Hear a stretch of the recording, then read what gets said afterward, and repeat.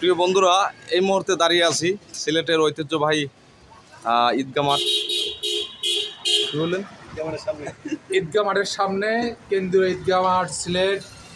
আমার সঙ্গে দেখতে পাচ্ছেন ইকবাল ভাই, আমার সঙ্গে আমাদের কলিগ ভাই, সবাই। শাহাদত হোসেন সবুজ, উনি ঐতিহ্যবাহী নাটোর থেকে আগত। তারপরে ভাইয়ের নাম আমি ভুলে যাই, রাজীব রাজীব ভাই আছেন, আশিক ভাই, আমাদের ওয়ান অ্যান্ড অনলি আশিক সাহেব। উনি অনেক মজার একজন লোক, অনেক সুন্দর ডান্স করে, খুব কাছের একজন মানুষ।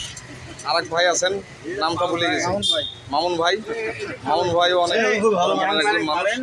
তারপরে আমাদের সবচেয়ে বেশি ইয়াং পারসন যিনি আমাদের ডিভিশনের মধ্যে সবচেয়ে মজার মানুষ, আমাদের শ্রদ্ধেয় বড় ভাই আসাদুজ্জামান আসাদ ভাই।